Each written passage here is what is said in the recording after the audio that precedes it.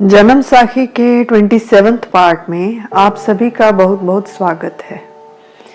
एक बार गुरुजी यात्रा करते करते कुरुक्षेत्र पहुंचे। वहां सूर्य ग्रहण का मेला लगा हुआ था।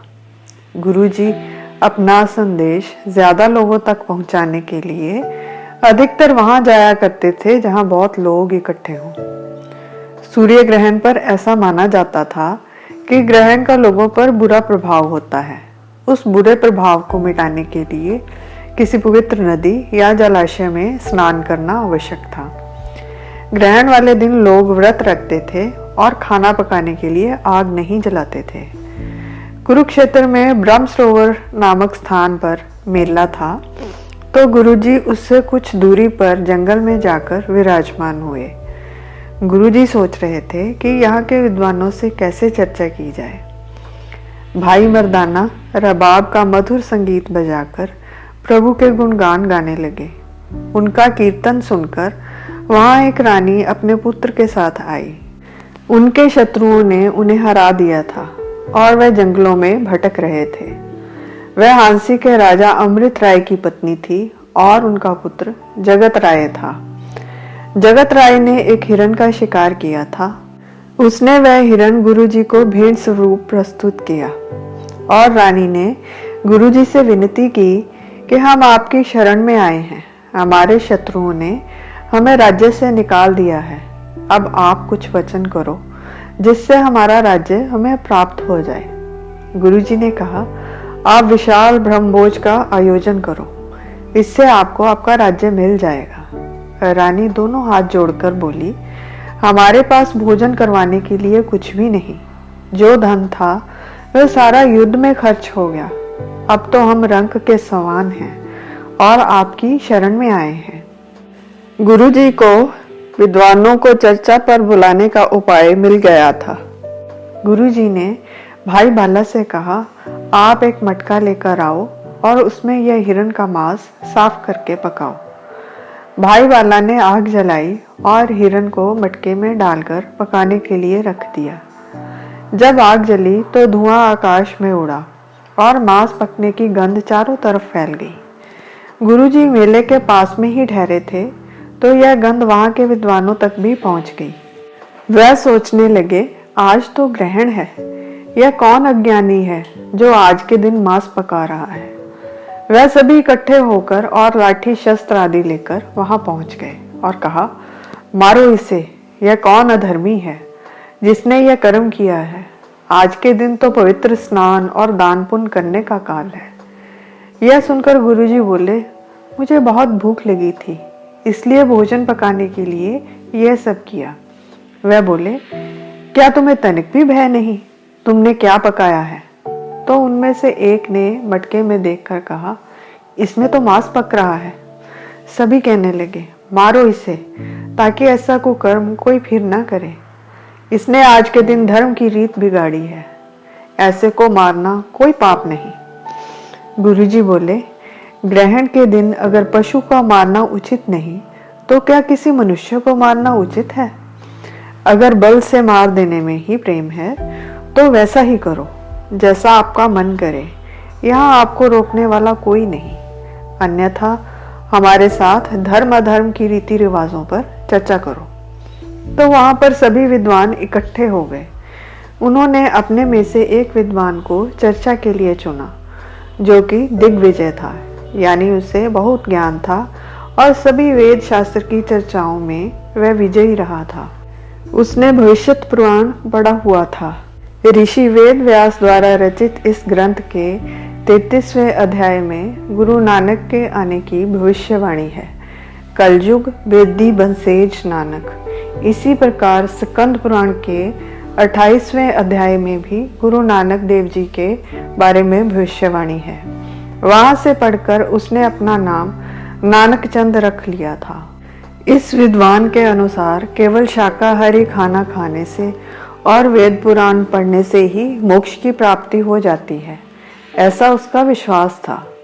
गुरु नानक देव जी ने उसके इसी भ्रम को मिटाने के लिए यह चर्चा शुरू की थी। नानक चंद ने कहा, इस स्थान पर बहुत भारी संकट आ गया था, इसलिए मैं यहाँ आया हूँ। गुरुजी बोले, आपके मत अनुसार ब्राह्मण का यह धर्म है कि वह वेद पढ़े और यज्ञ करे। क्षत्रियों का यह धर्म है कि वह युद्ध करें, शिकार खेलें और यज्ञ करवाएं। हम अपने धर्म का पालन कर रहे हैं, आपको इसमें क्या दिक्कत है?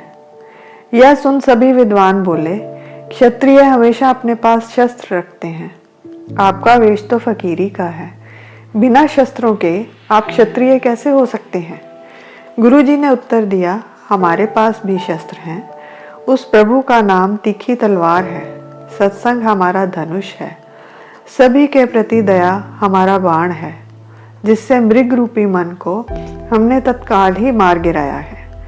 ब्रह्म अग्नि में उसको जलाकर यज्ञ किया और प्रतिदिन हम ऐसा ही करते हैं। तो विद्वान बोले, आपने तो सचमुच का मृग मारा है और उसे मटके में डालकर अब पका रहे हो और हमें कुछ और ही बता रहे हो। गुरुजी ने जो उत्तर दिया वह सार रूप में बता रही हूँ। यहाँ जो कुछ है सब मांस से उत्पन्न हुआ है। पहले जीव अर्थात जीव आत्मा मांस में प्रवेश करता है, फिर गर्भ में उसका शरीर बन जाता है। जब वह बाहर संसार में आता है तो मुंह से मांस दूध पीने के लिए लेता है। उसका मुंह भी मांस का, जीभ भी मांस की, और मांस में ही सांस आती है। जब वह बड़ा हो जाता है तो विवाह करके मांस को ही घर में ले आता है। फिर मांस से मांस उत्पन्न होता है। सभी रिश्तेदार भी मांस के बने होते हैं। जब किसी सच्चे सतगुरु से मिलता है वह उपदेश देकर सारे भेद बता देते हैं। वह अपनी चेतना और अपने शरीर को अलग अलग देख लेते हैं। यह भेद बिना सतगुरु के उपदेश के कोई नहीं जान सकता। खाली शब्दों के पढ़ने से मुक्ति नहीं मिलती। यह उत्तर सुनकर सभी विद्वान चुप हो गए। उन्होंने नानक चंद से कहा, तुम तो बहुत बड़े पंडित हो, तुमने सारा जग जीत लिया है, पर इस फकीर के सामने कोई चर्चा क्यों नहीं करते? तुम तो वेद शास्त्र जानने वाले बुद्धिमान हो। तब नानक चंद ने कहा, हे फकीर, किया तो तुमने अधर्म है, और इस पर्व पर तुम इसे धर्म किस प्रकार बता रहे हो, जब सभी शास्त्र दोष लगा रहे हैं। आज के दिन तो दान, स्नान और पूजा का काल है, और तुम इस पाप को पका रहे हो। यह तुम्हारा कैसा सिद्धांत है? उत्तर दो, नहीं तो तुम्हारा नाश होगा। गुरुजी ने उत्तर दिया, शास्त्र के अनुसार ज्ञानी देवताओं को गेंडा, घोड़ा आदि पशुओं की बलि चढ़ाते थे और उसे अधर्म नहीं मानते। जो विवाह आदि शुभ कार्य हैं वह भी बिना मांस के संपन्न नहीं होते। लोग दिखावा करते हैं कि वह मांस नहीं खाते, परंतु ज्ञान ध्यान की बात कोई नहीं जानता। अब अंधे से क्या कहा जाए? वह जो शास्त्रों में कहा गया है उसे समझ ही नहीं पाते।